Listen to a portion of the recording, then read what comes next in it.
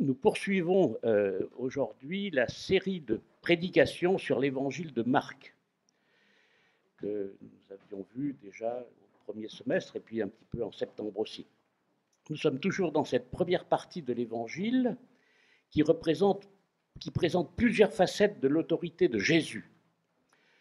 L'autorité pour proclamer l'inauguration du royaume de Dieu, chapitre 1, verset 14-15, l'autorité pour appeler des disciples à tout quitter pour le suivre, chapitre 1, versets 16 à 20, l'autorité pour enseigner, pour chasser des démons et pour effectuer des guérisons, chapitre 1, versets 21 à 45, l'autorité pour pardonner les péchés, Marc chapitre 2, et l'autorité pour créer une situation nouvelle et festive par sa présence, Marc chapitre 2, versets 18 à 22. Donc, Jésus, tout au début de cet évangile de Marc, affirme petit à petit, progressivement, son autorité. Et aujourd'hui, nous allons aussi voir que Jésus a autorité sur le sabbat. On verra ce que c'est que le sabbat, peut-être tout le monde n'est pas très au clair sur cette question. Et je vous propose tout de suite la lecture de Marc chapitre 2, verset 23. Alors, on fera la lecture en deux temps. On s'arrêtera à la fin du chapitre 2 et ensuite on prendra le chapitre 3, versets 1 à 6. Donc, Marc chapitre 2, verset 23. Un jour de sabbat, Jésus traversait les champs de blé et ses disciples, tout en marchant, cueillaient des épis. Les pharisiens le firent remarquer à Jésus.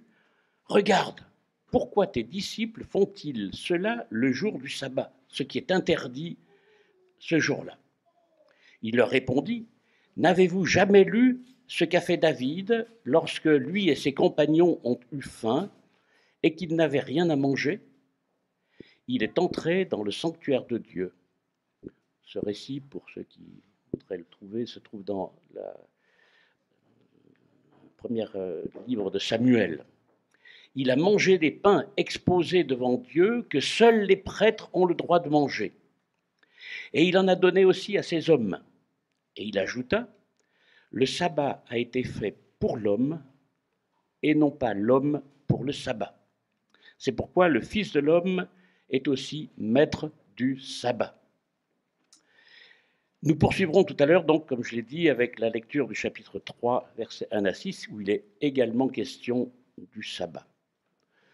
Donc, je glisse un petit merci encore à Alfred Kuhn, que j'ai bien connu, à Dominique Angers et aux auteurs du Grand Dictionnaire de la Bible et d'autres pour leurs commentaires très éclairants. Et le texte que nous venons de lire se divise en 4 parties, à commencer par l'action des disciples, qui est l'élément déclencheur. Je relis le verset 23. Un jour de sabbat, Jésus traversait les champs de blé et ses disciples, tout en marchant, cueillaient des épis. Ce n'était pas leur champ. Les disciples avaient-ils le droit de se servir comme ça dans le champ des autres ? Était-ce du vol ? Eh bien non, car la loi le permettait, la loi de l'époque en Israël. En effet, en Deutéronome 23, 25, on lit « De même, si tu traverses le champ de blé mûr de ton prochain, tu pourras cueillir des épis à la main, mais tu n'en couperas pas à la faucille. » Donc, rien à redire sur la pratique de cette cueillette par ses disciples. Et pour la petite histoire, dans mon enfance, nous passions une partie de l'été à la campagne, et peu de temps avant la moisson, alors que nous jouions dans les champs, on s'amusait à écraser quelques beaux épis de blé entre les mains pour en extraire les grains. Il fallait ensuite souffler la balle, ces petites enveloppes pas très digestes, et puis ensuite, eh bien, nous nous régalions avec les grains. On ne pourrait peut-être pas le faire aujourd'hui avec le blé qui est traité, peut-être avec certains produits pas trop sympathiques. Donc, rien à redire, sauf que les pharisiens, eux, eh bien, ils sont là, ils ont l'œil, et ils pensent à tout, et ils interpellent Jésus. Verset 24, les pharisiens le firent remarquer à Jésus, « Regarde, pourquoi tes disciples font-ils cela le jour du sabbat, ce qui est interdit ce jour-là » Alors les pharisiens réagissent non sur le fait de se servir dans les champs, puisqu'ils savaient quand même ce qui existait dans l'Ancien Testament, que c'était autorisé, mais sur le fait de faire cela le jour du sabbat. Les disciples ne volent pas de blé, mais ils enfreignent la loi du sabbat. Ils font cela le jour du repos. Quelques mots donc sur le sabbat et sur sa pratique du temps de Jésus. L'observation du sabbat s'inscrit dans les 10 commandements. Exode 20, versets 8 à 11, un commandement qui a peut-être, je ne vais pas compter, mais le plus de mots pour le décrire dans l'Exode. On devait consacrer le 7e jour de la semaine à l'Éternel et n'accomplir aucun travail. La transgression de ce commandement méritait même la peine de mort, d'après Exode 31, versets 14 à 15. C'était donc très sérieux. Mais les pharisiens n'appliquaient pas cette sentence extrême de la peine de mort du temps de Jésus. Ils étaient néanmoins conscients de l'extrême importance de l'obéissance à ce commandement divin. C'était l'une des marques principales de fidélité à Dieu et de loyauté envers la nation. C'était un marqueur identitaire fort avec la circoncision et les règles alimentaires qui distinguaient les Juifs des nations environnantes. La grande question était de savoir qu'est-ce qui constitue un travail ? Quelles sont les activités qui ne sont pas autorisées ? Et il y avait parmi les Juifs toutes sortes d'opinions en la matière. Là, je vous livre une petite anecdote vécue par mon épouse et moi en Israël il y a quelques années. Eh bien, dans les hôtels à Jérusalem, le samedi, pour ne pas avoir à appuyer sur le bouton, donc faire un certain travail et commander l'ascenseur, eh bien, les ascenseurs tournent en permanence et la porte est ouverte, enfin, elle s'ouvre, mais l'ascenseur, vous n'avez pas besoin de l'appeler, il s'arrête à tous les étages et il redémarre tout seul quand plus personne ne passe, pour ne pas avoir donc à solliciter un travail, nos muscles, pour appuyer sur le bouton. C'est un petit peu extrême. Les pharisiens n'étaient pas donc les plus stricts, en l'occurrence. Il y avait même une secte que l'on appelle les Esséniens, qui l'était encore bien davantage. Mais ils plaçaient néanmoins l'observance du sabbat bien au-dessus de nombreux autres commandements.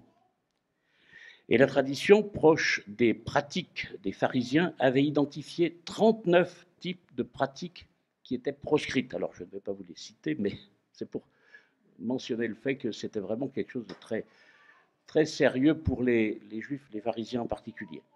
Et les pharisiens protestent parce que le fait de glaner, ramasser quelques épis comme ça, eh bien, s'apparente pour eux à une forme de moisson qui, elle, était interdite le jour du sabbat. Ce n'était pas interdit les autres jours, évidemment.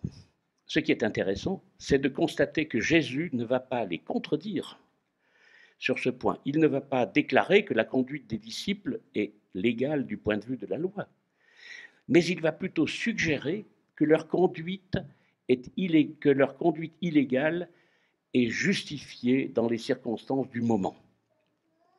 Et la troisième partie de notre texte, la première réponse de Jésus, que l'on trouve au verset 25 et 26, eh bien, comme à son habitude, Jésus répond par une question.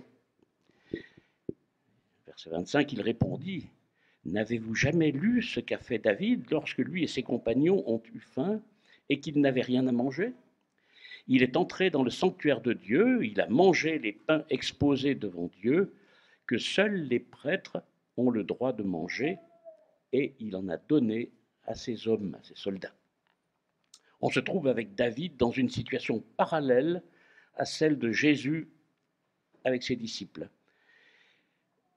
Concernant David, donc en 1 Samuel 21, seuls les prêtres avaient le droit de consommer les pains de l'offrande.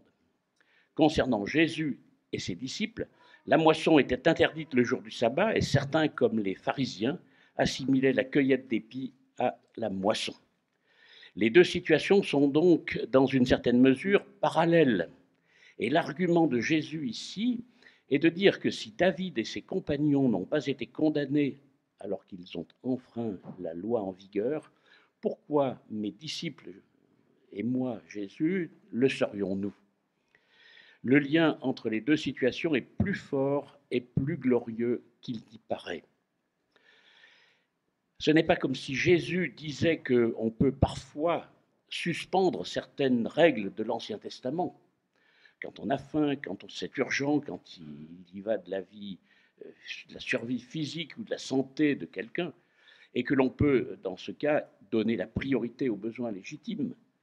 Ce n'est pas ce que dit Jésus. D'ailleurs, rien ne dit dans le contexte que les disciples étaient vraiment affamés et que leur santé était en jeu. Non. Ce qu'il faut percevoir, c'est plutôt qu'il existe un lien entre David et Jésus.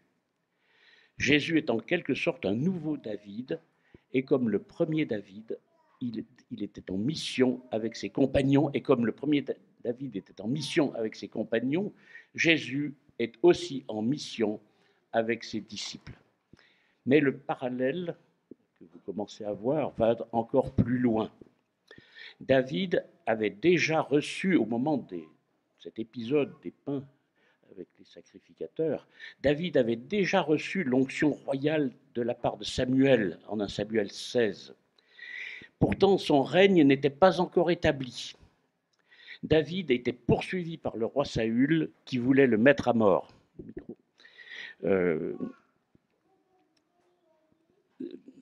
David était poursuivi par le roi Saül qui voulait le mettre à mort. Son règne était donc contesté. De la même manière, Jésus est déjà déclaré roi, notamment, souvenez-vous, au début de l'évangile de Marc, par la voix du ciel, en Marc 1, verset 11.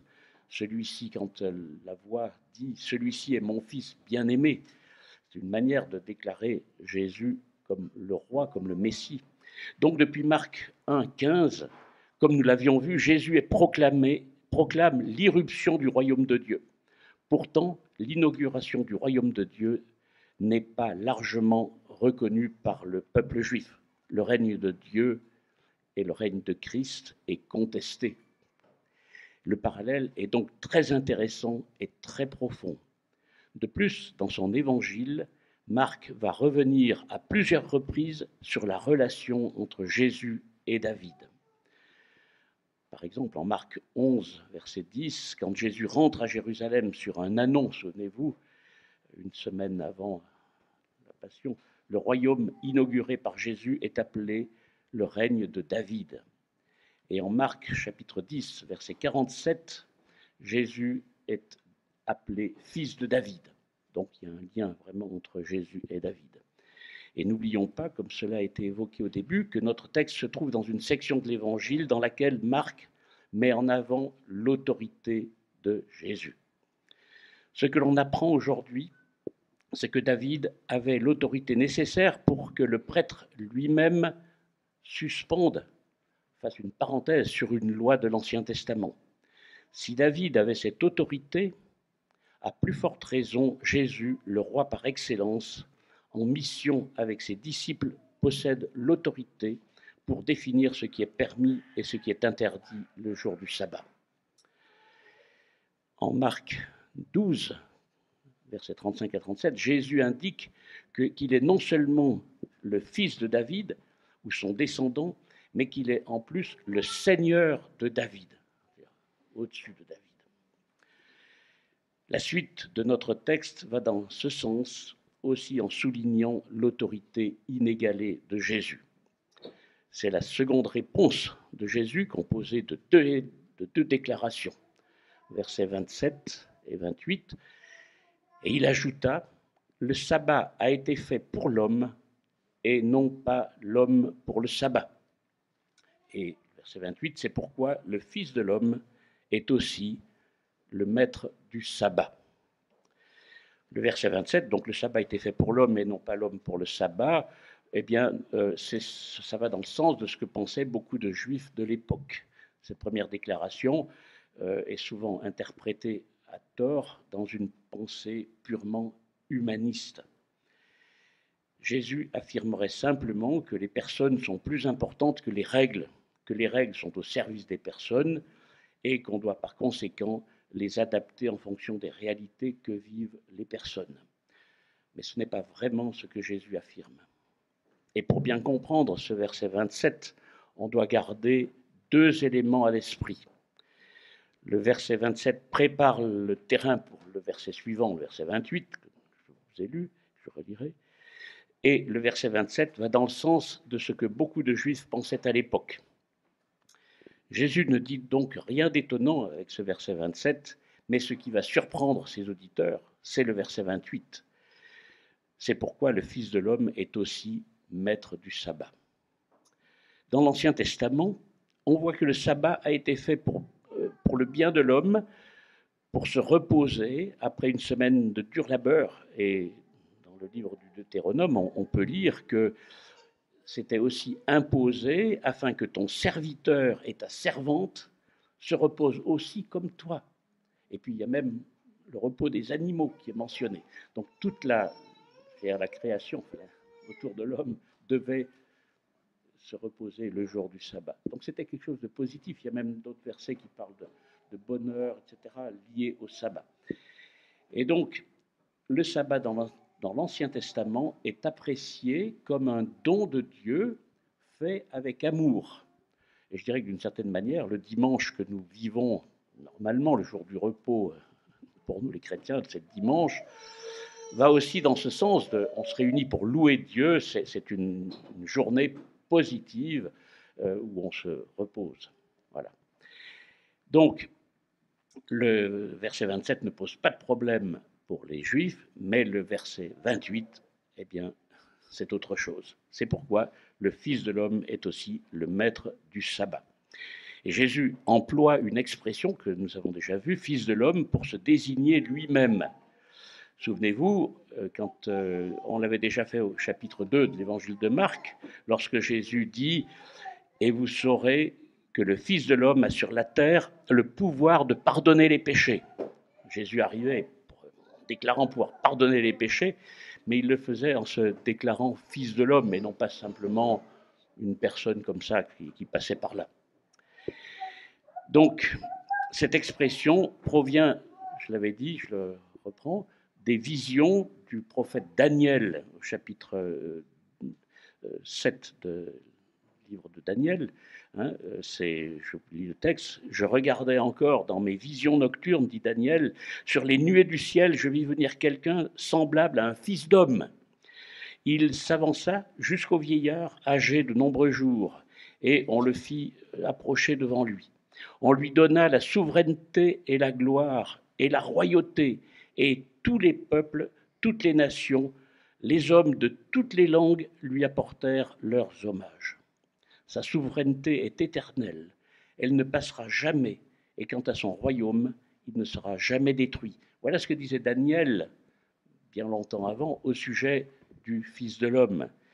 Le Fils de l'homme, selon Daniel, serait donc le représentant désigné de l'ensemble du peuple de Dieu. Et quel est le raisonnement de Jésus ? Eh bien, il met en relation le verset 27 on a lu de Marc, et puis le Fils de l'homme du verset 28. C'est comme s'il profitait de ce jeu de mots. Le Fils de l'homme, c'est l'homme par excellence représentant l'humanité, mais c'est aussi celui qui a l'autorité sur toute l'humanité, selon Daniel 7. Donc Jésus raisonne ainsi, le sabbat a été fait pour l'homme, et le Fils de l'homme de Daniel a autorité sur l'homme. Et puisqu'il a autorité sur l'homme, il a aussi autorité sur le sabbat qui a été fait pour l'homme. C'est un mot en mathématiques, cette logique de démonstration. Et en un mot, le Fils de l'homme est maître du sabbat. La question posée par notre texte n'est pas de savoir donc quelles sont les exceptions légitimes à l'observation habituelle du sabbat, est-ce qu'il est permis de faire ci ou ça tel jour, mais c'est plutôt de savoir qui a l'autorité de légiférer en matière de sabbat. Et la réponse est claire, d'après notre texte, c'est Jésus. Que retenir donc de ce premier texte sur le sabbat, de Marc 2, versets 23 à 28 ? Eh bien, c'est que la position de Jésus concernant la pratique du sabbat révèle qui il est, c'est-à-dire le nouveau David et le maître du sabbat. Donc Jésus, depuis le début de l'évangile de Marc, affirme son autorité, et là c'est le point, on va dire, après avoir dit qu'il était capable de pardonner les péchés, eh bien il est maître du sabbat, il est maître des pratiques. Quelques pistes d'application pour nous à ce niveau, eh bien en tant que disciples de Jésus, mesurons le privilège de participer à la mission de Jésus comme ses disciples. C'est la mission la plus urgente et la plus lourde de conséquences que l'on puisse imaginer. Elle a même légitimé que les disciples de Jésus puissent enfreindre les pratiques habituelles associées au sabbat. Elle nous amènera peut-être à nous aussi à poser à notre tour des gestes étonnants aux yeux de nos contemporains.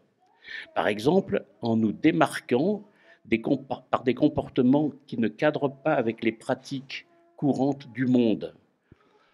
Par exemple, en manifestant de l'amour et du pardon, là où l'ambiance générale pourrait nous conduire à l'indifférence, voire à la haine. Il y a matière à réfléchir avec cette attitude-là. Profitons ensuite du repos que Dieu nous accorde, particulièrement du repos qu'il nous procure par la bonne nouvelle de l'Évangile. Le sabbat a été créé pour notre bien.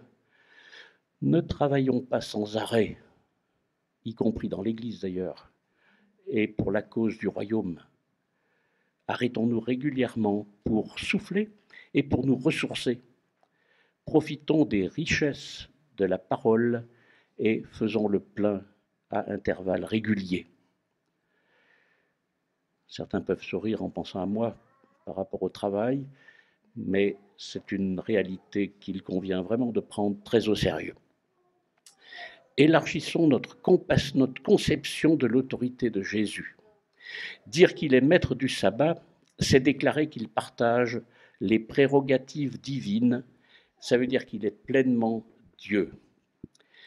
Est-ce bien ainsi que nous le percevons, Jésus?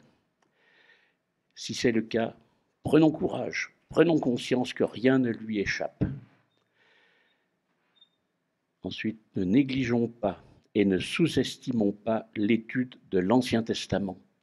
J'ai été frappé en préparant cette prédication par la richesse des liens entre l'Ancien Testament et le Nouveau Testament.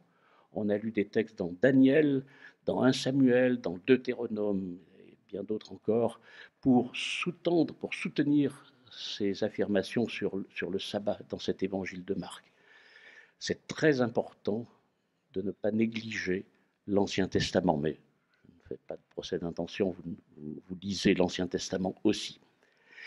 Quelques mots maintenant sur la suite de deuxième passage sur le sabbat, donc dans l'évangile de Marc, chapitre 3, versets 1 à 6, que je vais lire. Jésus entra de nouveau dans la synagogue, et il s'y trouvait un homme qui avait la main paralysée. Certaines traductions parlent de la main sèche. Ils observaient Jésus pour voir s'il guérirait le jour du sabbat. C'était afin de pouvoir l'accuser. Jésus dit à l'homme qui avait la main paralysée, « Lève-toi, là au milieu de la synagogue. » Puis il leur dit, « Est-il permis le jour du sabbat de faire du bien ou de faire du mal, de sauver une personne ou de la tuer ?» Mais ils gardèrent le silence. Alors il promena sur eux un regard de colère et, peiné de l'endurcissement de leur cœur, il dit à l'homme, « Tends la main. » Il la tendit et sa main fut guérie. Les pharisiens sortirent et tinrent aussitôt conseil avec les Hérodiens sur les moyens de le faire mourir. Ce deuxième incident autour du sabbat introduit une note positive. Le sabbat ne devrait pas être consacré uniquement au repos et à l'activité passive, mais à des œuvres d'amour et de miséricorde. Et contrairement au passage précédent, ici c'est Jésus qui provoque le débat, ce n'est pas les disciples, ce n'est pas une attitude de tel ou tel, eh bien c'est Jésus lui-même qui lance le débat. est-il permis le jour du sabbat de faire le bien ou de faire le mal, de sauver une personne ou de la tuer? Et cette dernière partie de la question a une double signification.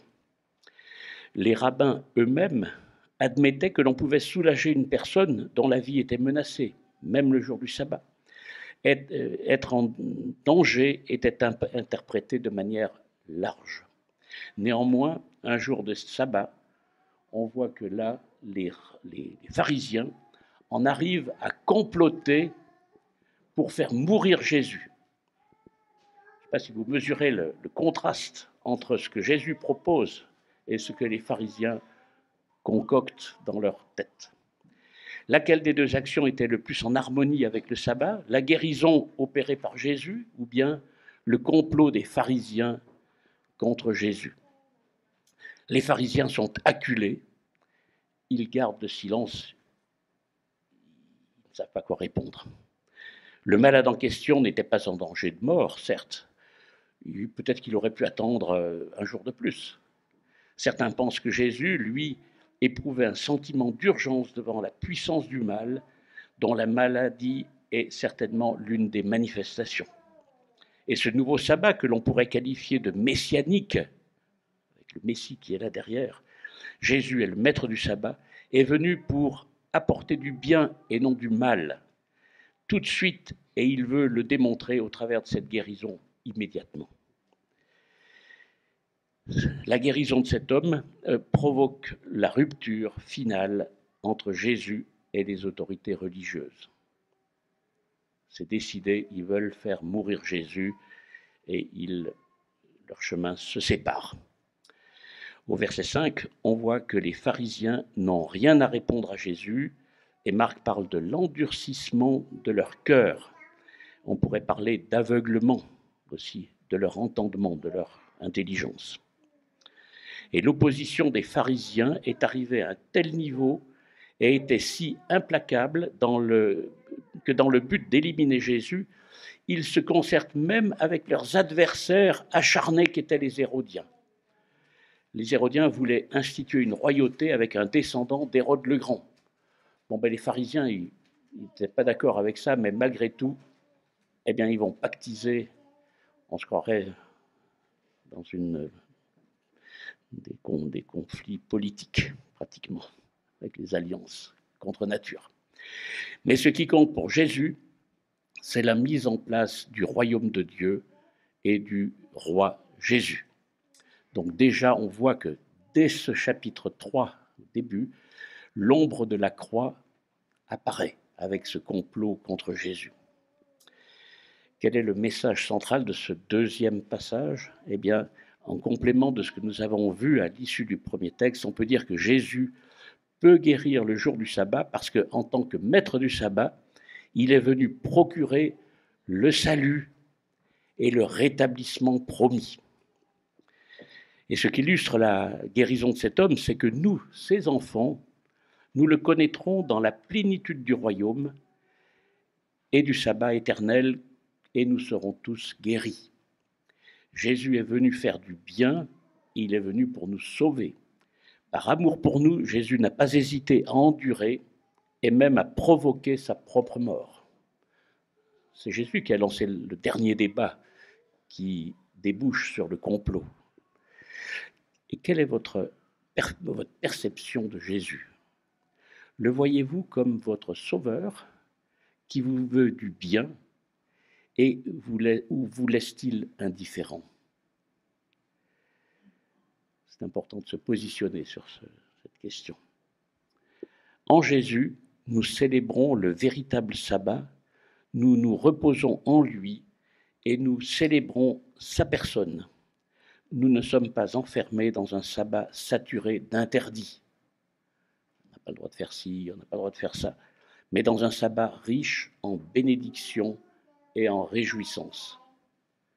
Et il est bon le dimanche de faire aussi un dimanche de la convivialité. C'est aussi une occasion pour se faire du bien les uns aux autres.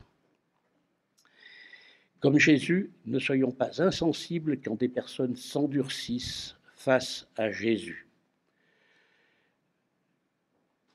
Conformons nos sentiments et nos réactions à celles de Jésus. On voit que Jésus a été attristé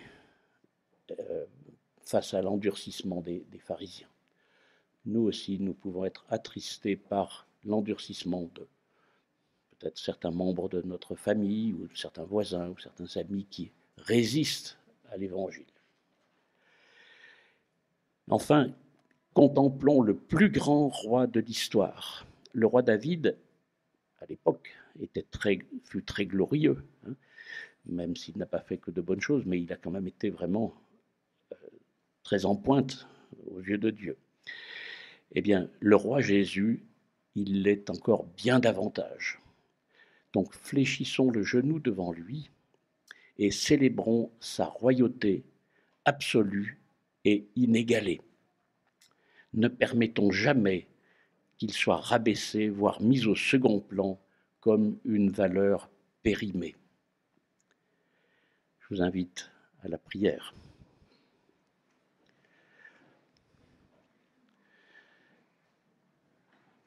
Père Céleste, ces textes nous étonnent par leur profondeur. Au-delà de ce qui était permis ou interdit le jour du sabbat, tu nous as montré Jésus dans toute sa splendeur. Et nous voulons, Seigneur, nous participer à sa mission la plus importante de l'histoire, sachant qu'elle suscitera parfois de l'incompréhension même dans notre entourage proche. Nous adorons Jésus, le maître du sabbat. Nous voyons à quel point il tenait à faire du bien à chaque occasion qui se présentait à lui. Nous célébrons également, Seigneur, le salut qu'il est venu apporter, le véritable repos, le sabbat ultime. La guérison de cet homme illustre, Seigneur, magnifiquement le rétablissement auquel nous aspirons tous, c'est-à-dire la guérison de notre main sèche et la réconciliation avec toi. Et nous y goûtons déjà. Un jour, Seigneur, ce rétablissement sera complet. Au nom de Jésus. Amen. Je ne peux pas m'empêcher pendant que les musiciens se mettent en place pour le dernier chant, de mentionner ce que j'ai déjà dit peut-être déjà 2 fois ici. C'était ma monitrice d'école du dimanche quand j'étais enfant. J'ai assisté à son enterrement. Elle avait 92 ans, je crois. Elle est décédée il y a 2-3 mois. J'ai assisté à son enterrement sur Zoom. Et elle donnait le témoignage. Elle a donné indirectement le témoignage de sa grand-mère, par qui elle s'était convertie à Jésus-Christ. Sa grand-mère était handicapée dans tous les sens, elle ne marchait plus, mais elle chantait tout le temps. Avec le seul problème, c'est qu'elle chantait faux. Mais ce qu'elle a toujours dit, c'est qu'au ciel, je marcherai et je chanterai juste. Voilà. Amen.